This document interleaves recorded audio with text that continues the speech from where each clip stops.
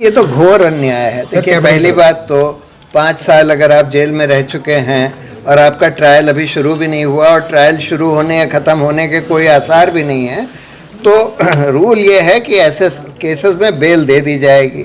लेकिन unfortunately supreme court ने इस केस में ये नहीं माना। दूसरी बात, और भी खतरनाक बात, उन्होंने ये बोल दिया कि जो प्रोसिक्यूशन या पुलिस ने जो दलील दी है, अगर उसको सत्य मान लिया जाए तो ये लोग चक्का जाम ऑर्गेनाइज कर रहे थे, मास प्रोटेस्ट ऑर्गेनाइज कर रहे थे, और इसको अनलॉफुल एक्टिविटीज़ एक्ट में क्राइम माना जाएगा, यानी टेररिस्ट एक्ट माना जाएगा।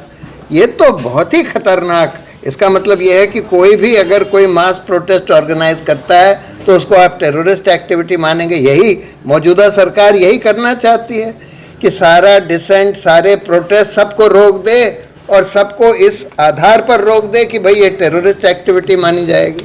तो सर, ये तो बहुत खतरनाक है। सर, इस फैसले के बाद आर्टिकल 21 भी प्रिवेल नहीं कर पाएगा बेल मांगने के आधार पे, तो क्या ये भी खतरे की घंटी देखेंगे? नहीं, ऐसा नहीं। देखिए, ये फैसला जो है मेरी राय में, जो लार्जर बेंच के फैसले हैं इन इश्यूज पर बेल के मामले में, उनके खिलाफ है।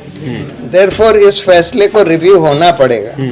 तो जैसे दुष्यंत दवे ने भी बोला कि इसमें रिव्यू पिटिशन और फिर क्यूरेटिव पिटिशन फाइल होनी चाहिए, और इसमें क्यूरेटिव पिटिशन में हो सकता है सुप्रीम कोर्ट अपनी राय बदल ले। सर, एक और मामले में अरविंद दे को जमानत मिल जाती है इसी ग्राउंड पे कि उनकी डिटेंशन पनिशमेंट बनती जा रही है। हाँ, नहीं, बहुत सारे केसेस में ये हो चुका है कि जहाँ 5 साल आप जेल में हैं, आपकी ट्रायल नहीं ख़त्म हुई। यहाँ तो ट्रायल शुरू भी नहीं हुई है, ख़त्म होने में तो अभी और 20 साल लगेंगे। तो इसलिए इस आधार पर बिल्कुल इनको बेल मिल जानी चाहिए थी, खासकर जब इनके खिलाफ कोई ये एक्यूजेशन भी नहीं है कि इन्होंने कोई वायलेंस करी। और दूसरी बात, उनकी जितनी पब्लिक स्पीचेस हैं, खासकर उमर खालिद की जितनी पब्लिक स्पीचेस हैं, उसमें एक भी ऑब्जेक्शनेबल नहीं है। ये तो पुलिस किसी प्रोटेक्टेड विटनेसेस के आधार पर कह रही है कि इन्होंने कुछ कहा कि भाई ये मिर्ची इकट्ठा कर लो वगैरह वगैरह। ये तो सब बकवास है।